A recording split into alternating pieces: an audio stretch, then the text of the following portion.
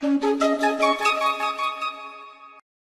name is Markus Möller. I'm a Microsoft 365 developer. I work for Avanade, and I'm based in Germany. And for those of you that already know me, I have added some additional pictures today. This is what we usually do internally to get the people to know it a bit better. This is what I would do if I would not be an IT professional. So maybe bakerman, animal photographer, or an Ironman. But these are only dreams. So let's get back to the topic. Today, I want to talk to you about a file uploader, but not only about a simple file uploader, but more about the special capability of Microsoft Graph, which is the PDF conversion of Office documents, for instance, and this in combination I want to show you today. And for this, I need to go directly into the demo.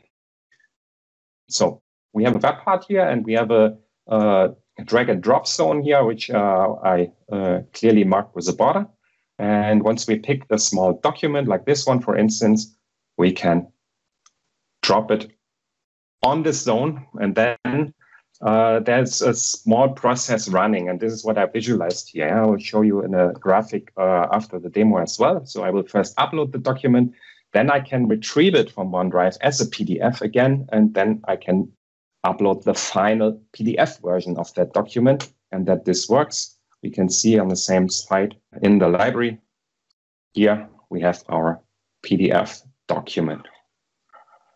This works as well also, and as I will show you in a minute in a browser. It will also work in a Teams tab, of course. And let's illustrate the process, and therefore I can also give you the downside already. As you've seen in the visualization with the progress component already, the thing is when you want to upload a file, you cannot upload it directly as a PDF. You will have to upload it first, and I do this in a temporary OneDrive folder as an original version. And from there, once I have the ID, I can download it back as a PDF file. And once I have this PDF file back, I can upload it in that version to my target destination, which could also be, of course, a OneDrive or SharePoint Teams library as well.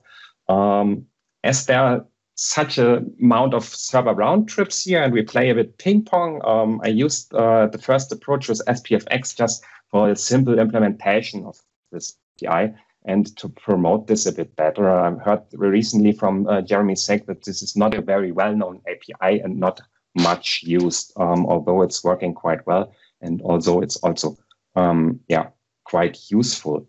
So let's dig into the code, how this works finally. So what I'm also working, by the way, is I can do this, and this would be a better option to do this maybe with a backend component, which will do this server round trips in a shorter way. Nevertheless, how does this work in SharePoint Framework? First, what we do in the root component of the web part is for Teams, if it would work, I would grab a channel name, for instance, because you know that you need the channel name to upload in a document library that it's visible in Teams as well. And what I also need is a site ID for any kind of drive upload to SharePoint or Teams library. And this is, I can also grab from my context, which is built up from the host name, the site, and the web ID. The drag and drop works the following. What I have here is a div component. And this div component has several events.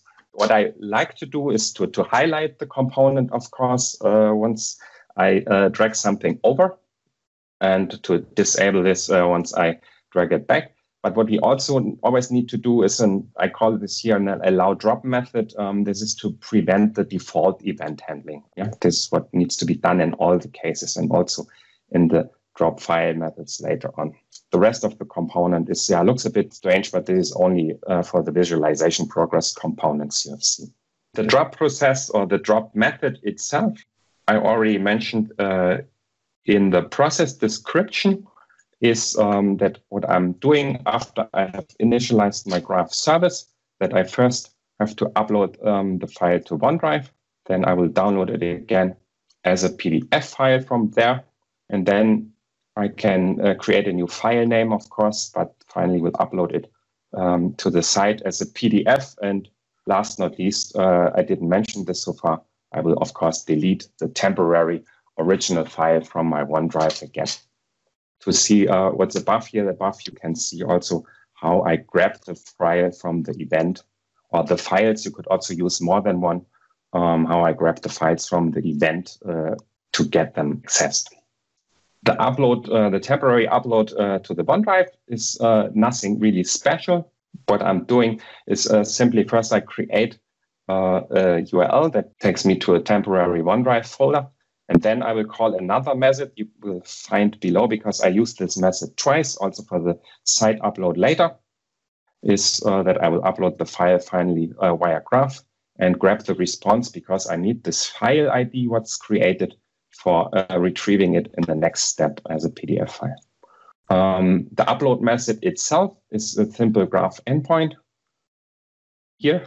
And what's important is, I didn't show this here, but I showed this in another presentation at the beginning of the year on an Outlook web add-in. When you upload files to Graph, if you're not aware of, you have two things to consider. Either if your file is smaller than 4 megabytes, or if it's bigger. If it's bigger, you can only upload it in chunks. And this is what I didn't implement here, just for demonstration purposes. Now we are coming to the download of the file. And here, two things are important. First is what you regularly know is how to download the content of a file. And this is that kind of endpoint.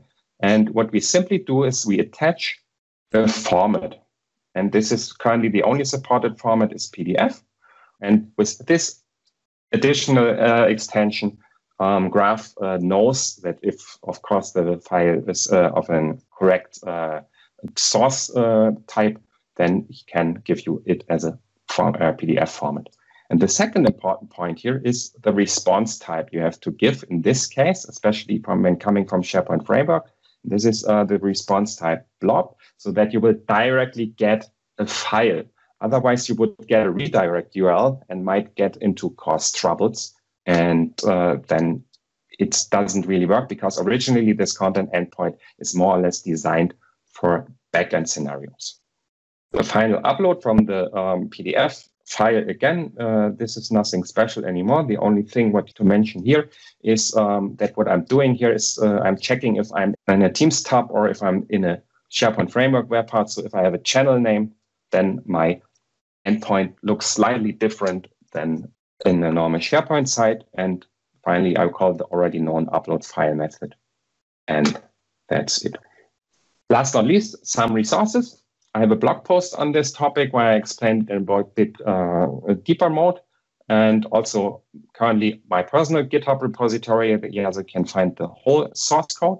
I will share this also as a PMP sample once I find some additional time for this. And finally, also the Microsoft documentation on this special graph endpoint on the PDF conversion. This is still existing, but I think might be overseen by several people. And even in his last podcast, Jeremy Sake mentioned that he was not really aware if this is documented quite well. Yes, it is. That's from my side. Thank you. Great stuff. Thank you, Markus, for that.